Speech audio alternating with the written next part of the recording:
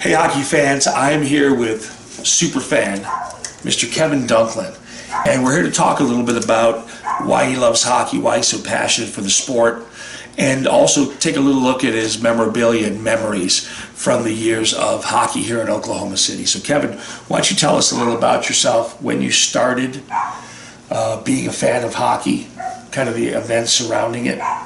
Okay, I became a fan because I met my wife at Forest as a Blazer game. She said, "Come on." I said, "I don't know." She said, "I don't know, front row." So that's why I came hooked. And also, growing up, I had cerebral palsy. So I felt like I got picked on a lot growing up as a kid. Nobody picked me the last one. So growing up, I felt like I was not part of the team. So when I came into hockey, Tyler Fleck said, "Don't come to practice," and Coach Sardo, he said, "Come practice, and you're always going to be part of the team. You're always part of family." So what you're saying is that because you had the experience of not really participating in sports, Yeah, you connected with hockey because you felt like you were accepted. You were around the games, right? You helped the team out.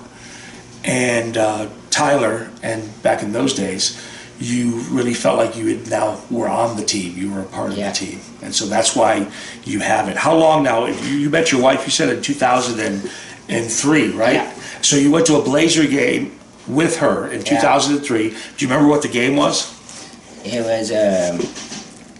was against, I think it was in Memphis, because one guy had a color orange hair. I think it was in the playoffs. He had orange hair? Yeah. That's what you remember? Yeah. Okay, awesome. Because Clyde, the mascot, had orange hair, made fun of him. Oh, Clyde, that's right. I have not seen Clyde, but I understand he was quite entertaining. Yeah. So that's 2003, and then you got married in 2004? Yeah.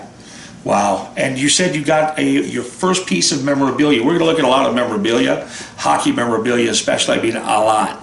But his first item was what? It was a puck that Brad Health gave me. He threw over the grass. Brad, right? Yeah, Health. Number 17. Number 17. He was a So he forward. threw it over the glass to him. It wasn't autographed, but it was a puck, right? Yeah, and he signed it because I told him that was special to me because he threw it to me. And from that day on, I said, "I need some more pucks." So he started giving me some more pucks for the other guy to sign. So really, that's how you started being a collector of stuff, right? Yep. Wow, super fan, super collector. He's got an amazing collection of memorabilia. We're going to talk a little bit about the teams he loves and the Blazers, old, past, present time, and we'll do a lot more of that. So let's go take a look at some of your stuff. Okay. All right, I'm here with superfan Kevin Dunklin, and we're going to start to look at a little bit of his collection, some stuff that really is really important to him, but this is really a cool picture. And Kevin, tell us about this. This is a all-time me in the old days. They call it Smoking Joe Bolton. This guy, when he played, nobody touched him because he had people that took up for him, that nobody cheap shot him. So he had protectors, right? Yeah. He had tough guys, enforcers that would protect this guy. But this guy's the all-time scoring leader, or the fourth all-time. Is that what it is? Yeah. Fourth all-time in CHL history scoring leader. Amazing. And I think he's in the Hall of Fame too for this. He's in the CHL Hall of Fame too. Yeah, Smoking Joe. And this is beautiful. This is from the Oklahoman, right? Yeah. And he signed it for you. That's awesome. All right. Well, listen. What is this here? This is last year's, the first year of the current rebirth, right, of the Blazers? This is our fourth The inaugural season. The team, the first year of the rebirth of the Blazers. Tyler Fleck, Yeah. Marco Cefalo, unbelievable. And Coach Zach Desjardins. I love it. All right, well, let's go see the rest of the stuff. So what happens, 2008, 2009, they announced that they're going to end operations for the Blazers. And at that point, Kevin, you had to be heartbroken. Yes, I was very disappointed. Tell me what you were feeling at that point in time. Now, remember, I mean, folks, being a fan of a team for already a good amount of time, let's see, 2008, it would have been 5 years that you were following the team and helping the team. Yeah. So how did you feel when that happened? I feel like very sad because I feel like I was part of the team. I feel like my family was going away. And I thought I was not going to get another family, another hockey team coming back. So you felt like your family was gone, your team was gone. But what happened, and this is kind of a little about it, what gave you inspiration? What gave you hope? And the worst spot you could be in, what happened? After I followed, the old Blazers, Tyler Fleck,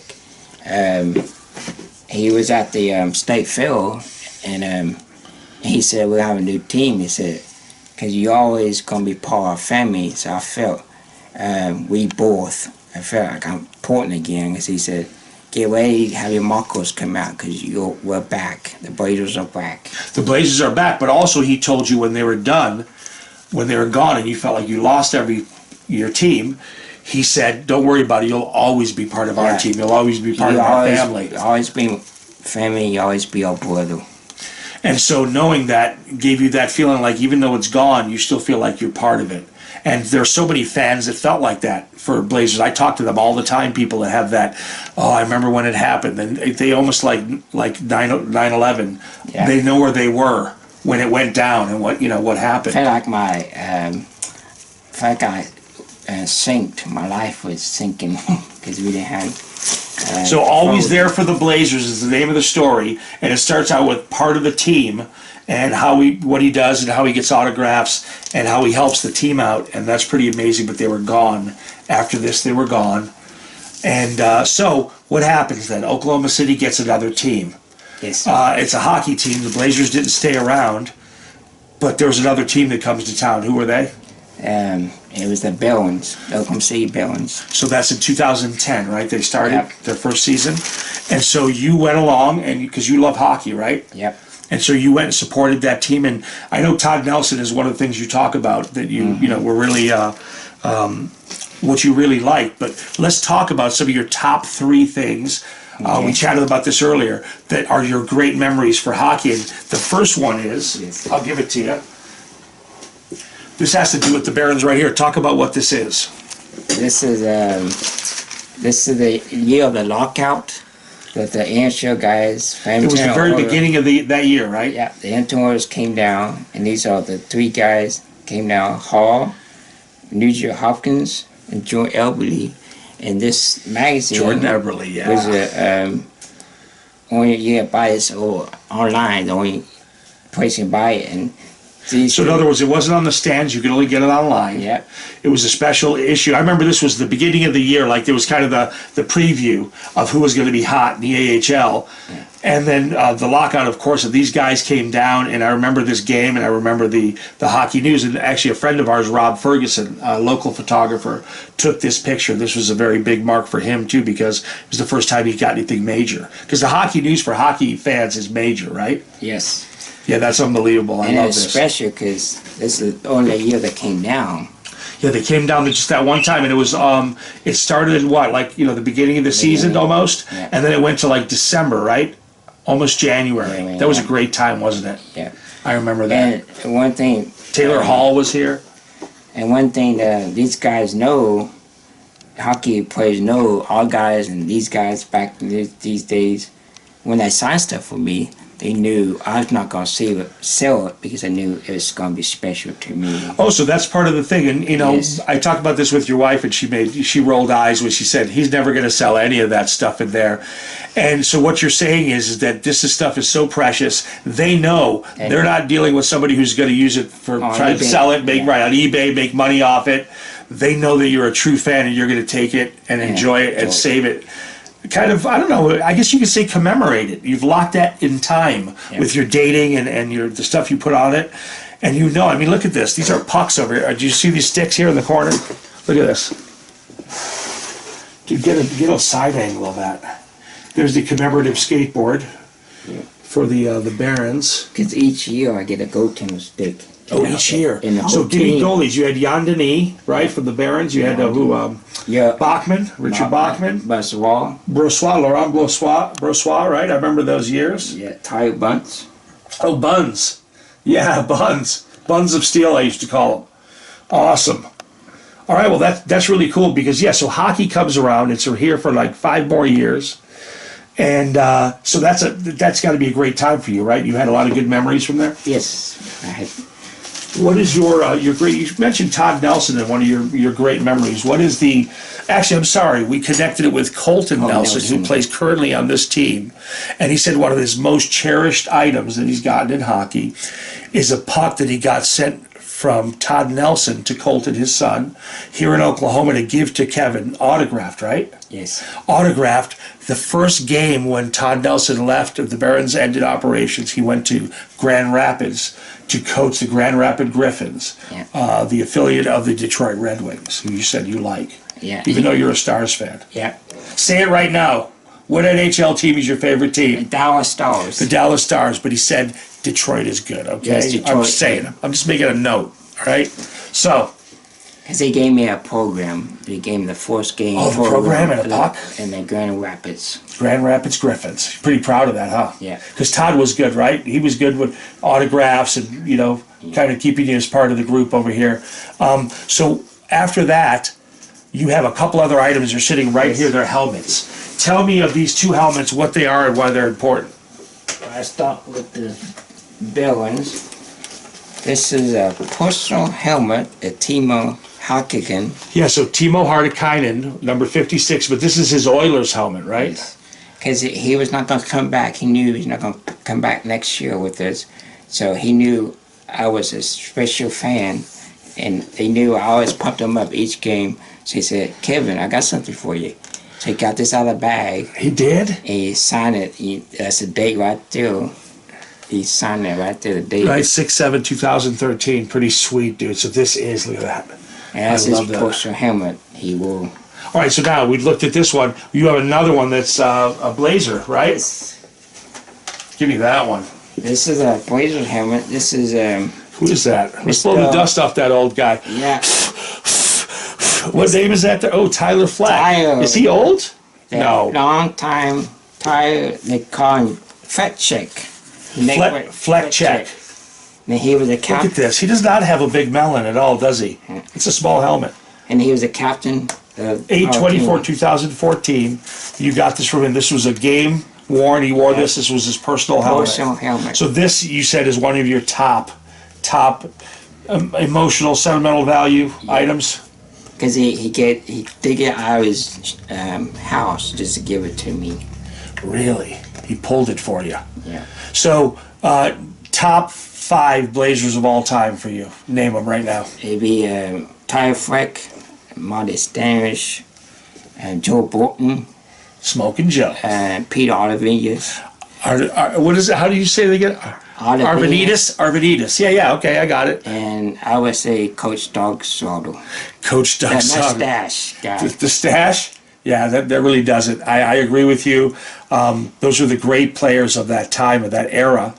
And so we now have seen the rebirth of the Blazers here in Oklahoma City, right? Yes. So you as a fan, you somehow keep, like, you know, I don't know if this is a religious story, but you kind of get resurrected, right? The Barons come, you're back. Yeah. Hey, I'm back, baby. Things are good. And then here it is. You got 5 years of hockey. And it was a great, because that team was in the playoffs every year. Yeah, every year. They were here. And so it just kind of adds to the lore. I don't know what it is about Oklahoma as a state or Oklahoma City as a city, but they seem to inspire and make hockey teams good here. I don't know. I mean, are the fans good here? Do you believe that about the Blazers? Yeah, I think the fans, it goes both ways. I think the fans are good, and I think that I like hockey players, because one good thing about them, they're down to earth.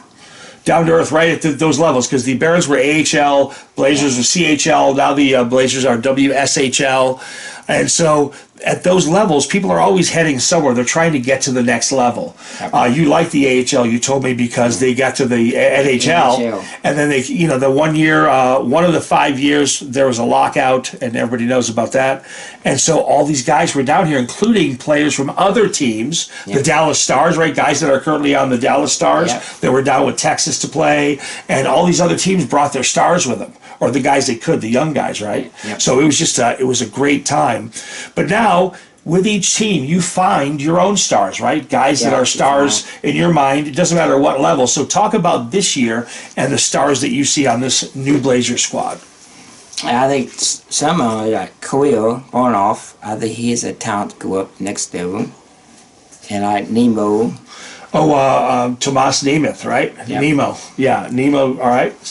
And Who else? Kirill Warnoff, 71. Kirill Romanov, that's right. A very skilled player. Yes. And I also like Costa. Oh, yeah. Philippe Koski, he's the goalie, right? Yep. So he has some potential? Yes. Beautiful. Who else? Anybody else? And I like the big guy. They call him the big guy. Big guy? Cody Smith. Cody Smith, yes. Nobody will mess with him with his fighting skills. He does have some skills.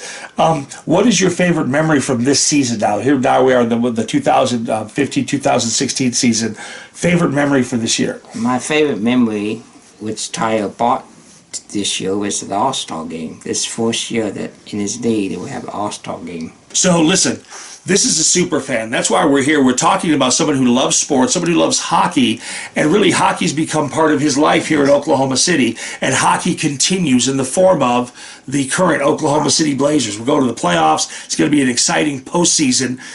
But what's important here is he's a super fan. You've seen this. Come on. I bet you there's nobody out there that could match the passion, the love for the game of hockey, or even another sport, the team that they support. I want to see you. I challenge you guys to show me a super fan that's got it over on him. Show me something. Show me your collection. Give me some stories. I want something, but I'm challenging each and every one of you, especially as it relates to the Blazers. I want all your Blazer memories. I want to see some memorabilia, and I want to see how much you love this city's team. And if there's another team that you're a super fan for, I want to see what you do and what you bring to the table, because this guy brings it all day long. Yeah. What do you got to say about that, Mr. Dunklin? I set that challenge, and out there I challenge each team to have a super fan, and more importantly, believe in the guys, support the guys, tell them they got your back. That's important. I like this. There's a great message here, and I really believe in it as well, which is support the team, stick with them through thick and thin, 100%, and always let them know that you're supporting them. Yes. So part of being a super fan is repping your team, keeping them pumped up and motivated. And so get out there, get it done. I want to see the videos, send them, show them to the world. If you really got something, bring your best game. Kevin? Thank you very much for taking the time with us. Thank you. You truly are a Superman. And let's go, Blazers!